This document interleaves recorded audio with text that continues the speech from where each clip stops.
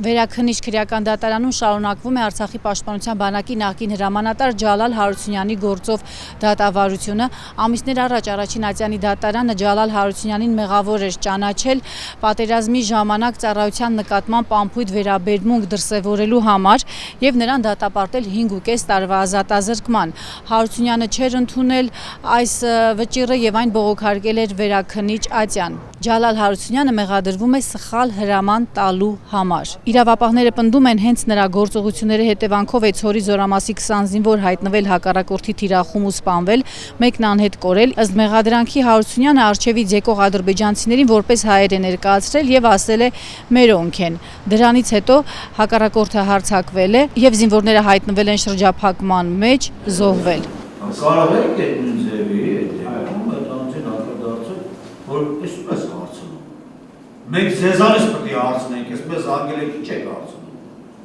Կարող եք հակադարձել։ Մասշտաբը չի համապատասխանում այն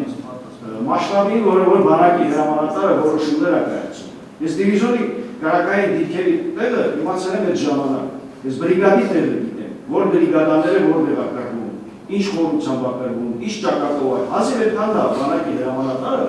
հասցնում է մարտական գործողությունների ինտենսիվությունը պայմանավորված, որ հասկանա, որ այդ բրիգադի հրամանատարը պահում է ինչ է, որ ես պիտի իր դիվիզիոնի դիտակետերի ծավալման կամ չծավալման մասին Կոնկրետ այդ հարցի վերաբերյալ կա հետևյալ երկու տեսակետը, վկաների մեծամասնությունը, ովքեր որ գտնվել են այդ հրամանատարական խորացված կետում, նշում են, որ Ջալալ Հարությունյանը հստակ ասել է մերոնք են։ Ջալալ Հարությունյանը իր ցուցմունքներում ասում է, որ կարող է մերոնք են կամ կարող է մերոնք են ստեղծել այն իրավիճակը, որ երեխաները այնտեղից չեն դուրս եկել։ Եթե ինքը չուներ այդ վստահությունը մերոնք են թե մերոնք չեն, կարող էր ասել տեղում ճշտեք որոշեք ըստ տեղանքի։ Ինձ հարցնում եք ես այս կետում գտնվելով ոնց որոշեմ ովքեր են։ Հիմքեր չունեն, հենց այդ է մեզ վարում, որ որևէ հիմք ասեն մերոնք են, չունեին իրանք։ Ինչու է ասում։ Բա հենց այդ էլ ամփոփությունն է, ամփոփությունը։ Հիմա իրանք հիմնավորում են ասում են փախուստի դիմաց մարդիկ են եղել, չգիտեմ ինչ ա եղել, եթե դա քեզ հիմնավոր դու դա կասկածանք է, նամանավանդ այն պարագային, որ արդեն հոկտեմբերի 10-ից հետո այդ ուղղությունով հակառակորդը բազմակի կողմերով ճեղքումներ ուներ ու դիվերսիոն հետախուզական խմբերի խոշոր ներթափանցումներ կան։ Ինչն է խանգարել քեզ դու կասկածանք հայտնես, կամ ասես ինձանից եք ճշտում, արա բանակի հրաման։ Հիմա բանակի հրամանատարի նախկին հրամանատարը Ջալալ Հարությունյանը ասում է, այդ իմ կոմպետենցիայի մեջ չի եղել, вообще ինձ խի են դիմել։ Բա այն ժամանակ ասեր, արա դու գիժեք вообще, խի եք ինձ դիմում։ Գնացեք ձեր գործով զբաղվեք։ Այսօրվա դատական նիստը թեժ անցավ։ Ջալալ Հարությունյանը փորձում էր արդարացնել իրեն, ծնողները մեղադրում էին նրան։ Դուք պարտավոր եք պարզ ասել, այնքան պարզ, որ եթե անգամ ձեր ասածը ճշմարտություն է, որ խեղաթյուրել եք,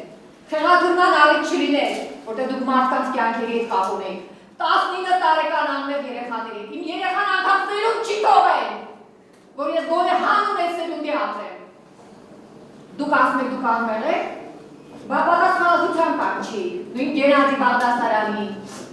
ինչու չեք կանչում, Հայկո Թովմասյանը եկել ձեզ մոտ հարց տալու, ինչու սպանեցիք իմ զորքը, ուղարկել եք տուն առանց որևէ հիմքի, բերանը փակել եք եւ ուղարկել եք տուն։ Քանի որ ես դատական նիստին չէի մասնակցում, որովհետև դատավոր Մխիթար Պապոյանը ինձ հեռացրել էր դատական նիստերից, շատ մանրամասներ ինձ հետո հայտնի դարձան, իսկ դատավոր Մխիթար Պապոյանը այսօր արգելեց լրագրողներին իրենց միկրոֆոնները տեղադրել այսպես կոչված ամբիոնի վրա։ Սովորաբար դատական նիստերի ժամանակ լրագրողները հենց այդտեղ են իրենց միկրոֆոնները տեղադրում։ Դատական նիստից հետո փորձեցինք մոտենալ Ջալալ Հարությունյանին եւ հարցեր ուղղել, նա սակայն հրաժարվեց եւ մեզ առաջարկեց զբաղվել մեր գործով։ Պարոն Հարությունյան, Մեղքը չեք ընդունում, խնդրում եմ ասել։ Անցից գործից կաց։ Ես սա իմ գործն է, կակրած ես իմ գործն եմ անում։ Ինչու մեղքը չեք ընդունում, ո՞րն է ձեր փաստարկը։ Այսօր դատանում աղագին բան եք ասել, խնդրում եմ հիմա էլ ասել։ Ինչ ասել, գնաց տեղ։